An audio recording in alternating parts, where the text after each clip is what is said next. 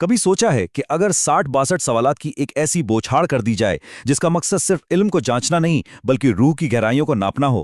9ویں صدی میں ایک صوفی بزرگ کے ساتھ بالکل یہی ہوا۔ یہ کہانی ہے ایک ایسے امتحان کی جو آج بھی ذہنوں کو جھنجھوڑ کر رکھ دیتا ہے۔ یہ کوئی معمولی سوال نہیں تھا، یہ تو علم اور حکمت کے بیچ کھڑا ایک بہت بڑا چیلنج تھا۔ کیا دانائی ہر سوال کا جواب دینے میں ہے یا پھر اصل حکمت کچھ اور ہی ہے؟ تو قصہ ہے 9ویں صدی کے عظیم صوفی بزرگ بایزید بسطامی کا۔ ہوا کچھ یوں کہ ایک عالم نے ان کے علم کی انتہا کو پرکھنے کا فیصلہ کیا، اور اس کے لیے اس نے 62 سوالات کی ایک لمبی فہرست تیار کی۔ یہ کوئی عام امتحان نہیں تھا بلکہ ایک روحانی اور فکری مقابلے کا آغاز ہو چکا تھا۔ تو آئیے دیکھتے ہیں کہ اس مقابلے کی شروعات آخر ہوئی کیسے۔ پہلا میدان تھا عادات کی دنیا کا، یعنی وہ ٹھوس حقیقتیں جن پر یہ کائنات قائم ہے۔ پہلا سوال داغا گیا، وہ ایک کیا ہے جس کا کوئی دوسرا نہیں۔ بایزید کا جواب تھا بجلی کی طرح تیز اور واضح، اللہ۔ اور فوراً ہی دوسرا سوال، وہ دو کیا ہیں جن کا کوئی تیسرا نہیں۔ جواب اتنا ہی سادہ اور گہرا تھا، رات اور دن۔ اور پھر سوالات کا یہ سلسلہ اسی طرح چلتا رہا۔ 4 الہامی کتابیں، تخلیق کے 6 دن، 7 آسمان۔ بایزید کا ہر جواب ایک ایسی منظم اور مقدس کائنات کی تصویر دکھا رہا تھا جو گہرے علم کی بنیاد پر قائم تھی۔ پھر ایک بڑی دلچسپ پہیلی سامنے آئی، ایک ایسا درخت جس کی 12 شاخیں سال کے مہینے ہیں، ہر شاخ پر 30 پتے مہینے کے دن ہیں، اور ان پتوں کے 5 رنگ 5 نمازوں کی علامت ہیں۔ واہ! یہ صرف ایک پہیلی نہیں تھی، یہ کائنات کو دیکھنے کا ایک صوفیانہ انداز تھا۔ فطرت کے نظام کو روحانی عمل سے کیا خوبصورتی سے جوڑ دیا گیا۔ تو اب مقابلہ عادات کی سیدھی سادی دنیا سے نکل کر استعاروں اور تضادات کی گہری وادیوں میں اترنے والا تھا۔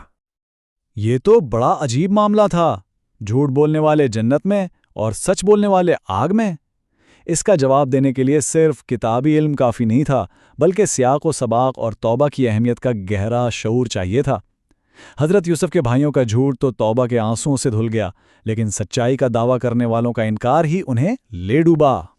اچھا، پھر ایک اور عجیب پہیلی پوچھی گئی، وہ کون سی قبر ہے جو اپنے اندر موجود مکین کے ساتھ چلتی پھرتی ہے؟ ذرا سوچئے، ایک چلتی پھرتی قبر، یہ کیسے ممکن ہے؟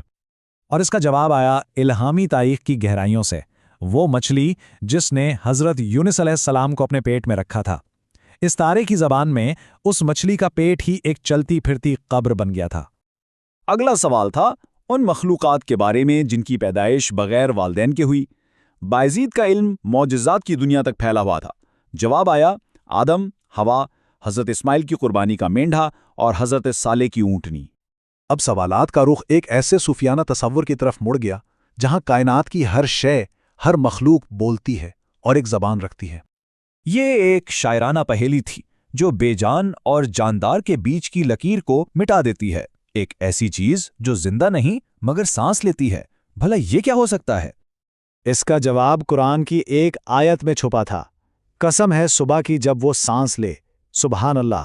گویا وقت خود ایک زندہ حقیقت ہے اور ہر صبح ایک نئی تازہ سانس لیتی ہے۔ اس صوفیانہ حکمت کے مطابق جانوروں کی آوازیں بے معنی شور نہیں ہیں، بلکہ وہ ایک زبان بول رہے ہیں۔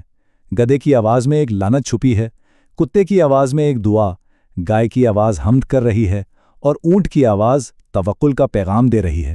ہر آواز کے پیچھے ایک مطلب ہے۔ اور پھر یہ مقابلہ اپنے عروج پر پہنچا، ایک ایسی منزل پر جہاں سوالات انسانی سمجھ کی سرحدوں کو پار کر گئے۔ اور پھر وہ آخری سوالات آئے، جب دن آتا ہے تو رات کہاں چلی جاتی ہے، اور جب رات آتی ہے تو دن کہاں غائب ہو جاتا ہے؟ یہ وہ سوال تھے جن کا جواب انسانی عقل کے پاس تھا ہی نہیں۔ یہ علم کا نہیں، عاجزی کا امتحان تھا۔ یہاں آ کر بایزید کے آخری جواب آیا، یہ وہ راز ہیں جنہیں صرف اللہ ہی جانتا ہے۔ یہ تسلیم کر لینا کہ سب کچھ جاننا ممکن نہیں، یہی تو حقیقی حکمت ہے، اپنی سمجھ کی حدود کو پہچاننا۔